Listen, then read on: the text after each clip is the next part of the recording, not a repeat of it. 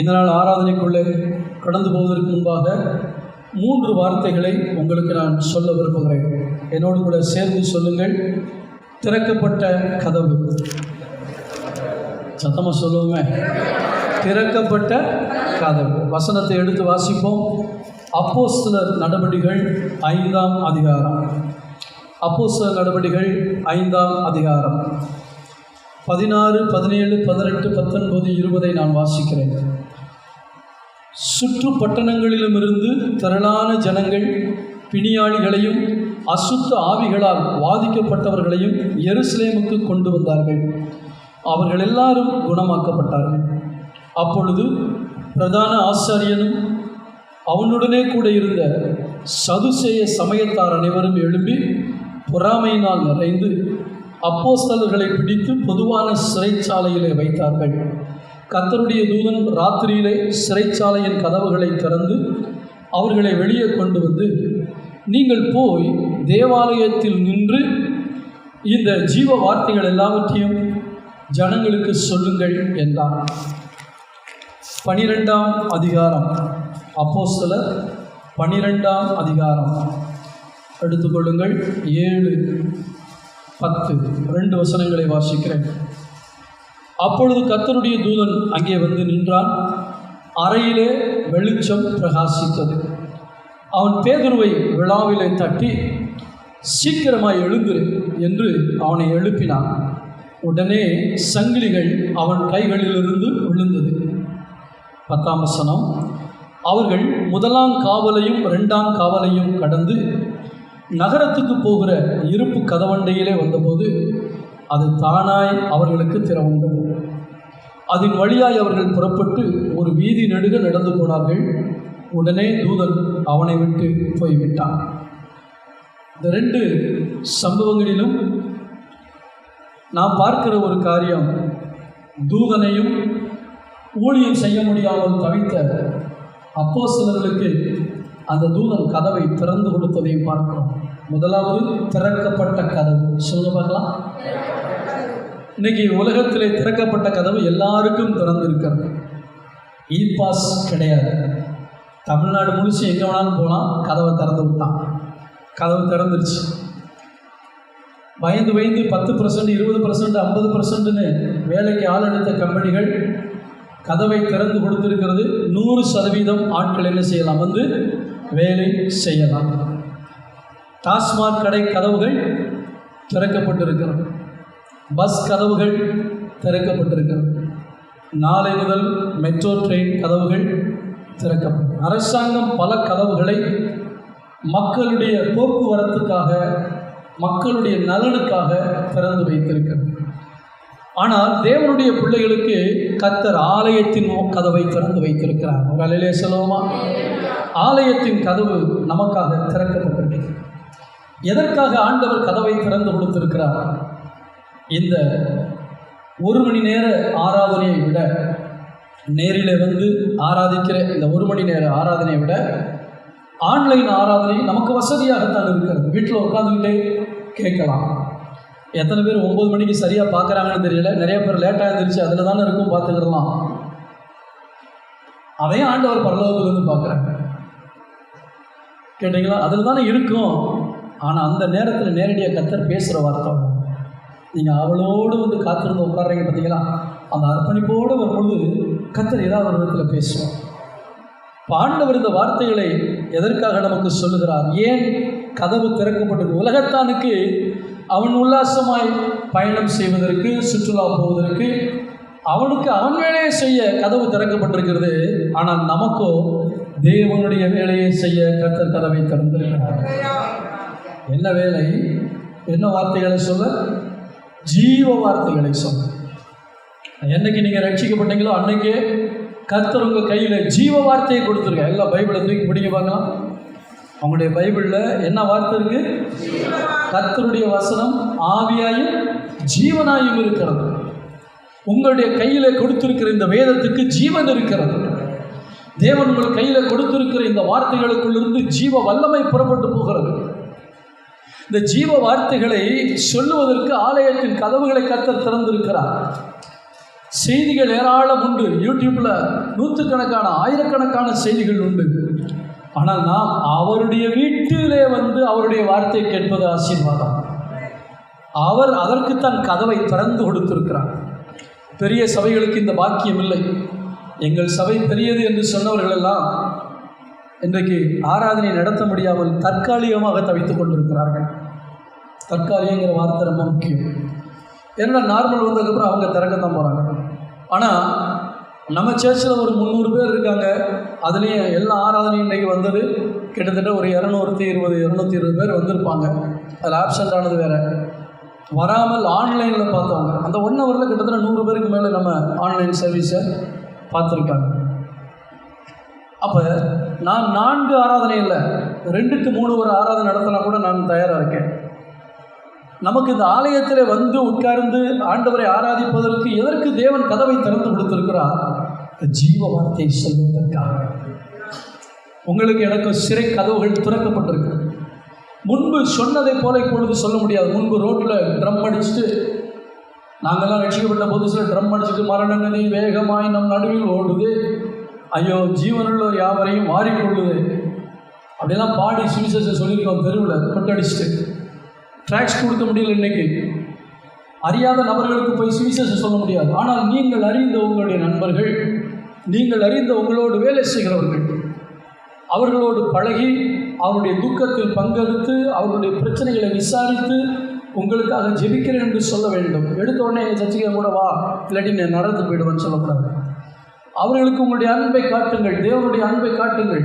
அவங்களுடைய சூழலுக்கு ஏற்ற வசனங்களை எடுத்து சொல்லுங்கள். உங்களுடைய வாழ்க்கையில் தேவன் செய்த அற்புதங்களை அவர்களுக்கு என்ன செய்யுங்க? சாட்சியை சொல்லுங்கள். ஒரு குழந்தையை பெற்றெடுக்கிறதுக்கு 10 மாதம் ஆகுதுன்னா, ஒரு ஆத்மாவை பெற்றெடுக்கிறதுக்கும் 1 வருஷத்துக்கு அவங்களை குறிக்கோள் வச்சு அவங்களோடு பழகி கர்த்தருக்குள்ளே நடத்தணும். நம் மூலமாக எத்தனை பேர் ரட்சிக்கப்பட்டு சபைக்கு வந்திருக்கிறார்கள்? அது ரொம்ப முக்கியம். எனவே ஜீவ வார்த்தையை பேசுவதற்கு கதவை கர்த்தர் தந்திருக்கிறார். அப்போஸ்தலர் 13ஆம் அதிகாரம் 26ஆம் வசனம். சகோதரரே, ஆபிரகாமின் சந்ததியில் பிறந்தவர்களே, தேவனுக்கு பயந்து நடக்கிறவர்களே, இந்த ரட்சிப்பின் வசனம் உங்களுக்கு அனுப்பப்பட்டிருக்கிறது.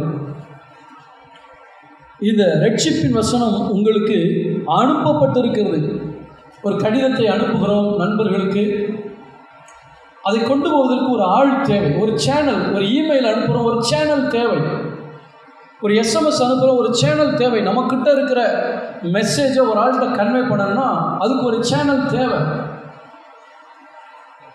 ஆண்டவர்கிட்ட நிறைய மெசேஜ் இருக்குது இந்த உலகத்தில். துன்பத்தில், துயரத்தில், வேதனையில், கண்ணீரில், கவலையில், இழப்பில், நஷ்டத்தில், பில்லி சுனியத்தில், ஏவலில், இப்படியெல்லாம் மாட்டிக்கிட்டு பாவத்தில் அடிமைப்பட்டு கிடக்கிற ஏராளமான ஜனங்கள் இருக்கிறார்கள். அவர்களுக்கு போய் சேர வேண்டிய ஜீவனுள்ள வார்த்தைகள் உண்டு, மெசேஜ் உண்டு. ஆனால் மெசஞ்சர் இல்லை. அதுதான் உங்களுக்கு எனக்கு கதவு திறந்து கொடுத்துருக்கேன். ஜீவ வார்த்தையை உன் கையில் கொடுத்துருக்கிறேனே, நீ சொல்ல வேண்டாமா?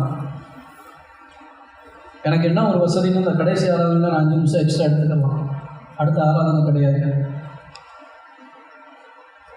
பேதுருவை ஆண்டவர் பயன்படுத்தின விதத்தை பார்க்கும்போது அந்த கதவை திறந்து கொடுத்ததுக்குரிய காரணத்தை புரிந்து கொள்வீர்கள். 5ஆம் அதிகாரம், அப்போஸ்தலர் 5ஆம் அதிகாரத்தில் நாம் வாசித்தோம் அல்லவா? அதில் முந்தின வசனம் 15ஆம் வசனம் என்ன சொல்லுகிறது? பிணியாளிகளை படுக்கைகளின் மேலும் கட்டில்கள் மேலும் கெடுத்தி பேதுரு நடந்து போகையில் அவனுடைய நிழலாகிலும் அவர்களில் சிலர் மேல் படும்படிக்கு அவர்களை வெளியே வீதிகளில் கொண்டு வந்து வைத்தார்கள். எல்லாரும் குணமாக்கப்பட்டாங்கன்னு அடுத்த வசனம் சொல்லுது. யாருக்கு கதவை திறந்து கொடுக்கிறார்? வசனம் சொல்லுவதற்கு வெறும் வார்த்தையை சுமந்து கொண்டு போவதற்கு அல்ல, வல்லமையோடு வார்த்தைகளை சுமந்து கொண்டு போக வேண்டும். இன்றைக்கு உங்களுக்கு எனக்கு ஆண்டவர் பரிசுத்த ஆவியினுடைய அபிஷேகத்தை கொடுத்திருக்கிறார். அந்த அபிஷேகத்தில் வல்லமை இருக்குது. பரிசுத்த ஆவி உங்களுக்கு வரும்பொழுது நீங்கள் பலனடைந்து அந்த வல்லமை உன்னதத்தின் பலத்தால் நிரப்பப்படுகிற வரைக்கும் எருசலேமை விட்டு போக வேண்டாம் என்று ஆண்டவர் சொன்னார். அப்போ அபிஷேகம் பெற்ற உடனே ஆண்டவர் எனக்கு வல்லமை கொடுத்திருக்கிறார். நான் வேலை பார்க்கிற இடத்துல கர்த்தருடைய கிரியைகளை நடப்பிக்கிற ஒரு வல்லமை நிறைந்த பாத்திரமாக நான் இருக்க வேண்டும். ஒரு கிறிஸ்தவன் என்று அறியப்படுவதை விட இவன் ஒரு தேவனுடைய மனுஷன், இவர்கள் ஒரு தேவனுடைய மனுஷி என்று அறியப்பட வேண்டும். எனவே நாம் இந்த உலகத்தில் தேவனுடைய வல்லமையை சுமந்து அவருடைய வார்த்தைகளை அறிவிக்க வேண்டும். எத்தனை பேர் ஆயத்தமாக இருக்கீங்க? ஆண்டவரே, எனக்கு வாசலை திறந்து கொடுத்துருக்கீங்க, எனக்கு திறந்து கொடுத்த இந்த வாசல் திரும்ப இப்படி ஒரு சந்தர்ப்பம் கிடைக்குமா? உங்களுக்கு வந்து தெரியுமா, இதை விட பவர்ஃபுல்லான அடுத்த வைரஸை ரிலீஸ் பண்ண போகிறாங்க. தேசத்தில் என்னென்னமோ திட்டம் போடுறாங்க. எவ்வளோ நாளைக்கு இந்த திறக்கப்பட்ட வாசல் இருக்குன்னு நமக்கு தெரியாது. ஆனால் வெளியே வரும் ஞாயிற்றுக்கிழமை போன ஞாயிற்றுக்கிழமை வீட்டை விட்டு வெளியே வர முடியுமா?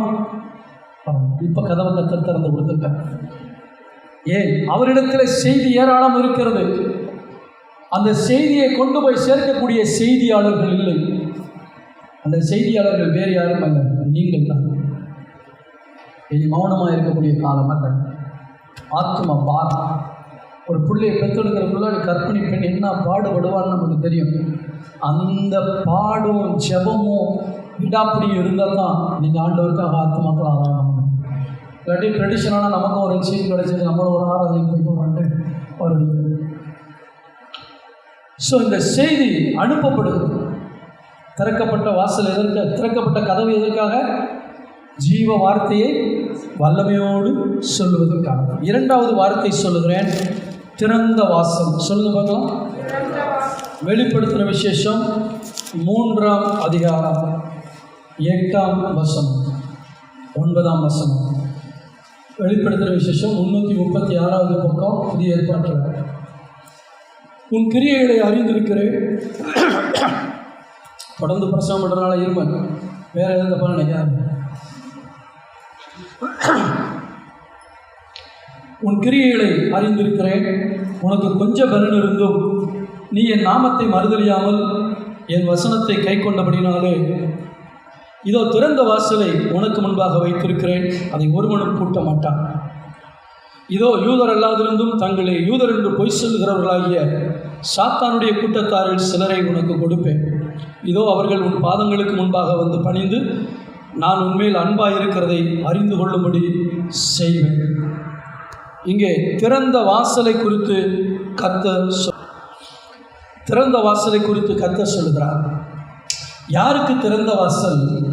கொஞ்சம் பலன் இருந்தும் ஆண்டவருடைய நாமத்தை மறுதலியாமல் வசனத்தை கை கொள்கிறவர்கள்.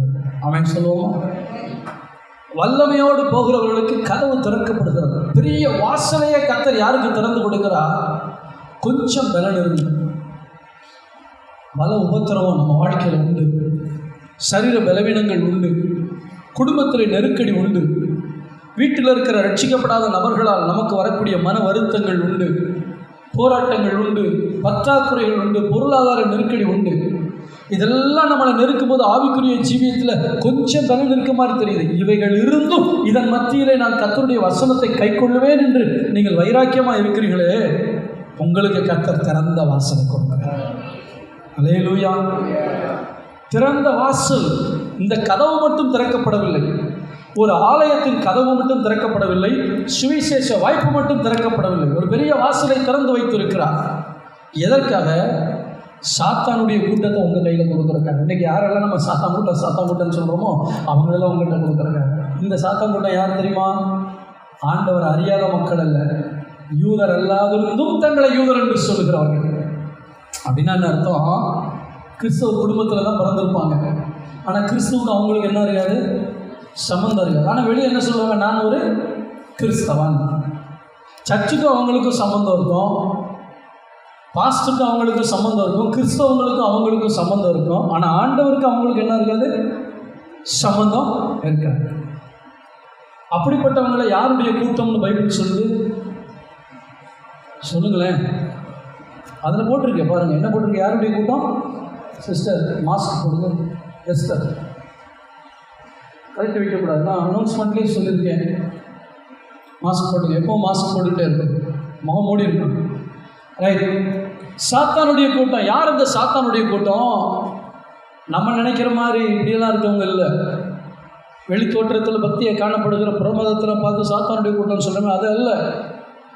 இயேசுவை பற்றி தெரிந்தும் பைபிளை பற்றி தெரிந்தும் நீ வசனத்தின்படி வாழாமல் வீட்டில் எல்லாம் சினிமா அது இது கண்ட காரியங்களை பார்த்துட்டு வாழ்றிய. இங்கே வரும்பொழுது நீ விசுவாசிகளுடைய கூட்டத்தில் ஒரு ஆளாக இருக்கலாம், ஆனால் ஆண்டவருடைய பார்வையில் யாருடைய கூட்டத்தில் ஒரு ஆள்? இப்போ கொஞ்சம் யோசிச்சு பாருங்க, நான் சாத்தானுடைய கூட்டத்தில் இருக்கிற ஆளா, தேவ பிள்ளைகளுடைய கூட்டத்தில் இருக்கிற ஆளா? யூதர் அல்லாதிருந்தும் தங்களை யூதர் என்று சொல்லிக் கொள்ளுகிறேன், அப்படி தானே சொல்லிக்கிறாங்க. அவங்க சொல்லிக்கிறாங்க நாங்கள் கர்த்தருடைய பிள்ளை தான், நாங்கள் ஆண்டவருடைய பிள்ளை தான். அவனுடைய அந்தரங்க ஜீவியம், உன்னுடைய எண்ணங்கள் எல்லாம் ஆண்டவருக்கு தெரியும் போது ஆண்டவர் உன்னை எந்த லிஸ்ட்டில் வச்சுருக்காரு? நீ சாத்தானுடைய கூட்டத்தில் இருக்கப்பா. அவன் மனசில் என்னெல்லாம் போடுறானோ அதை செஞ்சுக்கிட்டு இருக்க. அவன் என்னை எப்படி தூண்டி விடுறானோ அதை செய்கிற. அவன் உனக்குள்ளே எதையெல்லாம் ஆசையாக தூண்டி விட்டு செய்ய வைக்கிறானோ அதை செய்கிற. அப்படி யாருடைய கூட்டம்? சாத்தானுடைய கூட்டம். ஆனால் அப்படிப்பட்டவங்களுக்கும் ஒரு சந்தர்ப்பத்தை கொடுத்து உங்கள் கையில் கர்த்தர் கொடுப்பார். ஆமென் சொல்லுவோமா? அவர்களை கர்த்தர் கொண்டு வருவார். அதான் திறந்த வாசல். கதவு திறந்தது சுவிசேஷம் சொல்லுவதற்கு, வாசல் திறந்துதான் இருக்கு. என்கிட்ட பல ஆண்டுகளுக்கு முன்பாக ஒரு சகோதரன் சொன்னான், பாஸ்டர் சர்ச்சை விட்டு போனதுக்கப்புறம் திரும்ப சொன்னார், நம்ம சர்ச்சுக்கு வரணும் போல தோணுது பாஸ்டர், விடுவீங்களா அப்படின்ட்டு. சொன்னேன், உனக்கு எப்போவுமே வாசல் திறந்துருக்கு. ஏன் சபையை விட்டு போனவங்க, மறுதளிச்சுட்டு போனவங்க, ஆண்டவர் எப்போவுமே வாசலை திறந்து தான் வைக்கிறார். அல்லேலூயா. நீங்கள் எந்த கூட்டத்தில் இருக்கீங்க யோசிச்சு பாருங்க. இதில் இன்னொரு ஆசீர்வாதத்தை கர்த்தர் சொல்லுகிறார், நான் உண்மையில் அன்பாக இருக்கிறதை அவர்கள் அறிந்து கொள்ளும்படி செய்வேன். அநேக நேரத்தில் நம்ம ஆண்டவருக்காக வைராக்கியமாக வாழ்கிறோம், ஆனால் மக்கள் கேட்குறாங்க, என்னப்பா ஏசிட்டு போனோம், உனக்கு என்ன நடந்துச்சு? நீ கேட்டது கிடைச்சதா? உனக்கு ஏன் அப்படி நடக்கணும்? ஆண்டவர் உங்க கூட இருந்தால் ஏன் அப்படி நடக்கணும்ட்டு ஆண்டவர் நம்ம மேலே அன்பாக இல்லாதது போல பல காரியங்களை சொல்லி நம்மள்கிட்ட கேட்பாங்க. ஆனால் அந்த திறந்த வாசல் எதுக்கு தெரியுமா? உங்கள் மேலே ஆண்டவர் எவ்வளவு அன்பாக இருக்காருங்கிறத கிரியை மூலமாக கர்த்தர் வெளிப்படுத்த போகிறார். அல்லேலூயா. யாருக்கு? கொஞ்சம் கலந்திருந்தும் கர்த்தருடைய நாமத்தை மறுதலியாமல் கர்த்தருடைய வசனத்தை கை கொள்ளுங்கள். நீங்கள் வசனத்தை கை கொண்டால் திறந்த வாசலை வைத்திருப்பாங்க. உங்களுடைய ஊழியத்தில் மட்டுமல்ல, உங்களுடைய வியாபாரத்தில், உங்களுடைய வேலையில், உங்களுடைய பொருளாதாரத்தில் கர்த்தர் உங்களுக்கு திறந்த வாசலை வைத்திருப்பாங்க. அதை ஒருவனை என்ன செய்ய முடியாது? பல கதவுகளை, பல வாசல்களை, உங்களுடைய பிஸ்னஸில் பல வாசல்களை கர்த்தர் திறப்பாங்க. எப்போ? என் வசனத்தை நீ கை கொள்ளும் போது, என்னுடைய வார்த்தைகளை கை கொள்ளும் போது, நான் உண்மையில் அன்பாக இருக்கிறதை அறிந்து கொள்ளும்படி செய்வேன். முதலாவது திறக்கப்பட்ட கதவு, இரண்டாவது திறந்த வாசல், மூன்றாவது திருந்த வாய்ப்பு. சொல்லுங்க பார்க்கலாம்.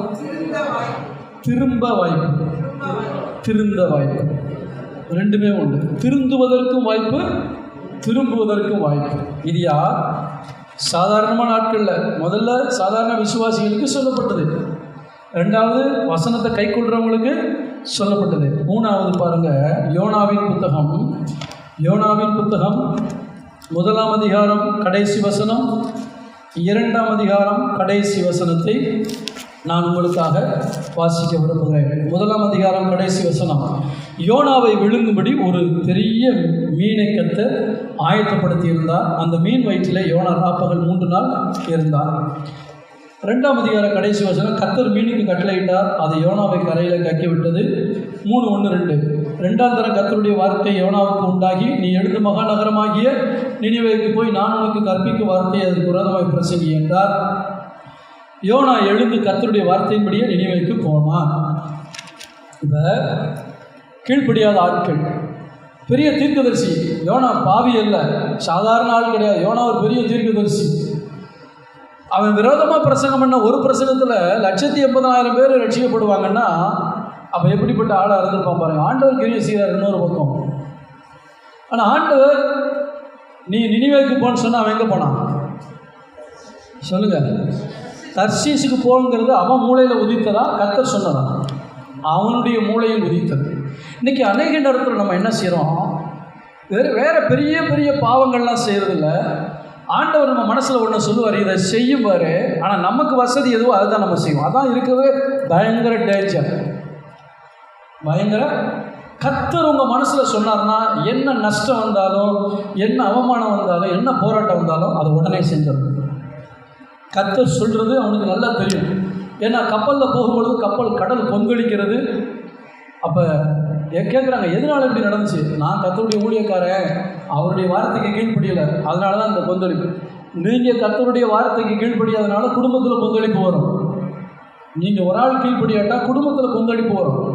அவன் சொல்கிறான், என்னத்துக்கு தண்ணியில் போட்டுருங்க, மும்முறை நின்றோம் அப்படின்னு என்ன தெரியுமா? இதோட செத்தான் சாமனை ஒழிய கர்த்தருடைய சத்தத்துக்கு செவி கொடுக்கவே, அதான் அவனுடைய அர்த்தம். அந்த வார்த்தை போடலை, தூக்கி தண்ணியில் போடுங்கன்னு அர்த்தம். நான் செத்தான் சாமனை ஒழிய கர்த்தர் சொல்கிறத செய்ய மாட்டேன். கர்த்தர் சாக விட மாட்டார், அவர் வழிக்கு ஒன்றை கொண்டு வரும் அப்படின்னு சொல்லுவோமா? ஏன்னா இவன் உள்ளே விழுந்து அப்படியே தண்ணியை குடிச்சு செத்துடலான்னு நினச்சான்.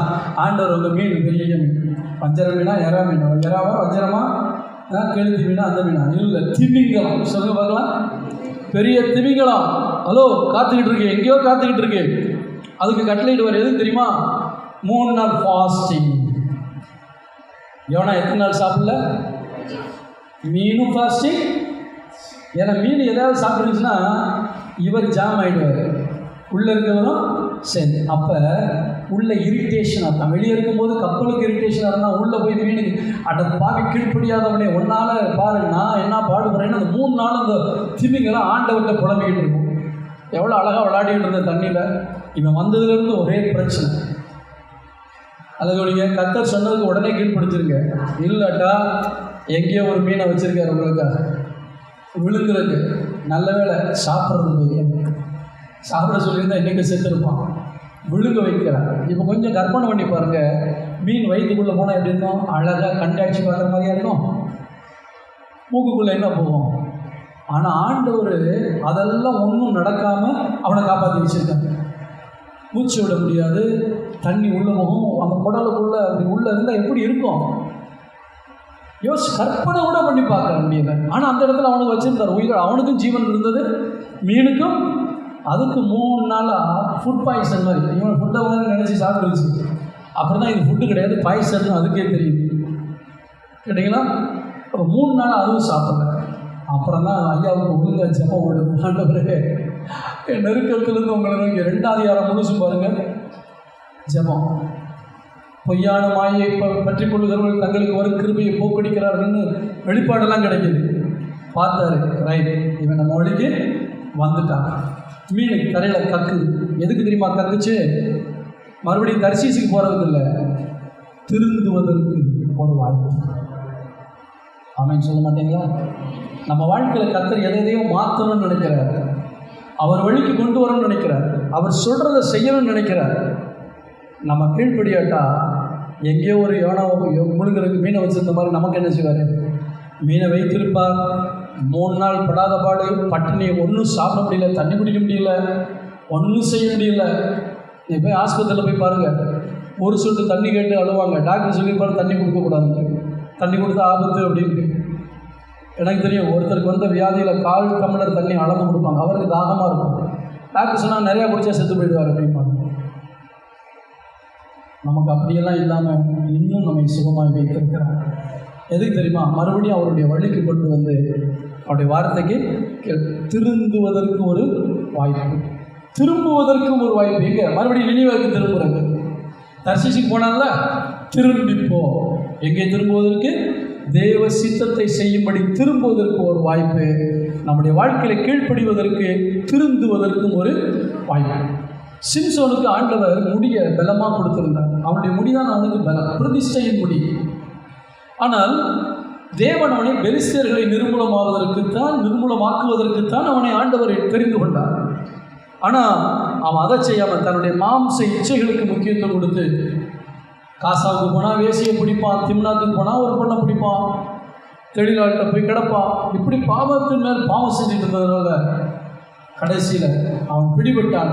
முடி எடுபட்டு போய்விட்டது, பலமெல்லாம் போய்விட்டது, மாவரைத்து கொண்டிருக்கிறான், வேடிக்கை பொருளாய் மாறிவிட்டான். வேட்டையாட வேண்டியவன், பெலிஸ்தர்களை வேட்டையாட வேண்டியவன் வேடிக்கை பொருளாய் மாறிவிட்டான். நம்மளை கொண்டு கர்த்தர் எவ்வளவு பெரிய காரியங்களை செய்யணும்னு ஆசைப்பட்டுக்கிட்டு இருக்கும்போது நம்ம பிரதிஷ்டையை இழந்து, நம்முடைய பலத்தை வல்லமையை இழந்து ஒரு சாதாரண மனுஷனை போல வாழ்றதுக்கு கர்த்தர் நம்மளை அழைக்கவே இல்லை. ஆமென் சொல்லுங்க பார்க்கலாம். அதுக்கு கர்த்தர் நம்மளை அழைக்கவே இல்லை. ஆனால் வேதம் சொல்லுகிறது, சிம்சோனுடைய முடி மறுபடியும் முளைக்க தொடங்கினது. நியாயாதிபதிகளின் புத்தகத்துக்கு என்னோடு கூட திருப்பிக் கொள்ளுங்கள். 16ஆம் அதிகாரம், நியாயாதிபதிகள் 16ஆம் அதிகாரம் 22ஆம் வசனம் என்று நினைக்கிறேன். 22ஆம் வசனம். அவன் தலைமையில் சிரைக்கப்பட்ட பின்பு திரும்பவும் முளைக்க தொடங்கினது. திரும்ப முடி முளைச்சமே என்ன நடந்துச்சு தெரியுமா? அவனை வேடிக்கை காட்டும்படி கொண்டு வந்தப்ப அந்த தடவி பார்க்கறன்னு கேட்குறான். ஒரு பெரிய மண்டபத்தில் எல்லாம் பெரிய பெரிய ஆட்கள்லாம் இருக்காங்க. அப்போ ஒரு ஜெபம் பண்ணுறான். ஆண்டவரே, இந்த பெலிஸ்தியர்களை வேட்டையாடத்தானே என்னை அழைச்சிங்க.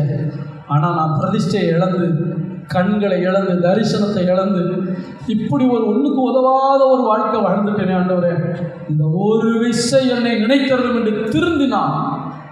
ஆமென் சொல்லுவோமா? இந்த ஒரு விஷயம் என்னை நினைத்தரணும் என்று திருந்தினான். ஆண்டவர் மறுபடியும் பலத்தை கொடுத்தார். எதை செய்ய அழைத்தாரோ அந்த வேலையை செய்ய திரும்பினான். அன்றைக்கு அவனால் கொல்லப்பட்டவர்கள் அநேகர். அவன் உயிரோடு இருக்கும் பொழுது கொன்ற பெலிஸ்தியர்களை விட அவன் சாகும் பொழுது கொண்டவர்கள் அதிகம். காரணம் என்ன? அவன் திரும்பினான்.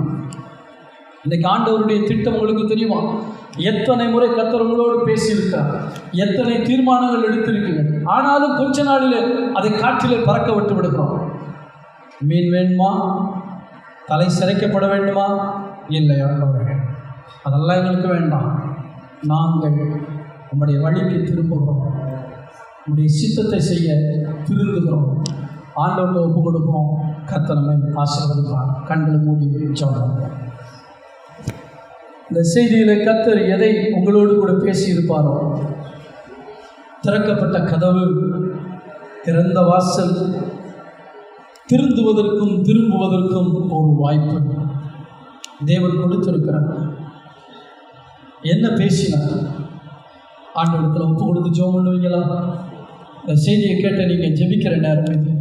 வாய்களை திறந்து ஆண்டவரோடு பேசுங்க. இந்த நேரத்தில் தான் பிசாசு வாயை கட்டுவான். நீ தீர்மானம் எடுத்துடக்கூடாது, நீ ஆண்டவர்கிட்ட பேசிடக்கூடாதுன்னு ரொம்ப வைராக்கியமாக நம்ம வாயை மூடுவான். இந்த நேரத்தில் தான் நீங்கள் அவனுக்கு எதிர்த்து நிற்க வேண்டும். இல்லை பிசாசு, நான் ஆண்டவர்கிட்ட பேசுவேன், என் தீர்மானத்தை சொல்லுவேன், இப்படி நடப்பேன். ஹல்லேலூயா, ஹல்லேலூயா. ஜெபம் பண்ணுங்க, உற்சாகமாக ஜெபம் பண்ணுங்க. ஆண்டவர்கிட்ட ஒப்பு கொடுத்து ஜெபம் பண்ணுங்க. கர்த்தர் எதை உங்களோடு கூட பேசினாரோ அதை ஒப்பு கொடுத்து ஜெபம் பண்ணுங்க. ஜீவ வார்த்தை என் கையில் கொடுத்திருக்கிறேன் ஐயா, ரட்சிப்பின் வசனத்தை என் கையில் கொடுத்திருக்கிறீர்கள். மற்றவர்களுக்கு சொல்லும்படி வல்லமையோடு கடந்து செல்ல கிருபைத்தான்.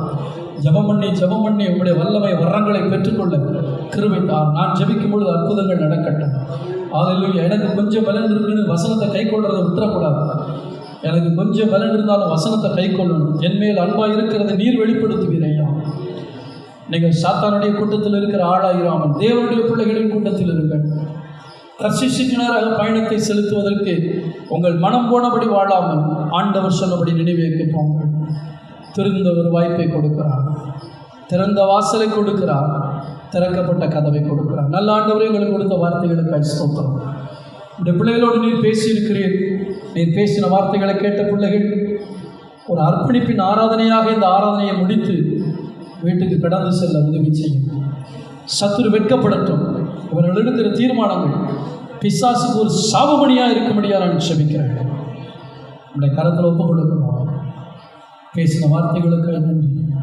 இயேசுவின் நாமத்தில் பிதாவே, ஆமென். என் ஆத்துமாவே கர்த்தரை ஸ்தோத்திரி, என் முழு உள்ளமே அவருடைய பரிசுத்த நாமத்தை ஸ்தோத்திரி. என் ஆத்துமாவே கர்த்தரை ஸ்தோத்திரி, அவர் செய்த சகல பாரங்களை மறவாதே. ஆமென். நம்முடைய கர்த்தராகிய இயேசு கிறிஸ்துவின் கிருபை, பிதாவாகிய தேவனுடைய அன்பும் பரிசுத்த ஆவியாருடைய அந்யோன்ய ஐக்கியமும் நம் அனைவரோடும் அவருடைய வருகை வரைக்கும் இரண்டைக்கும் தங்கியிருப்பதாக. ஆமென், ஆமென்.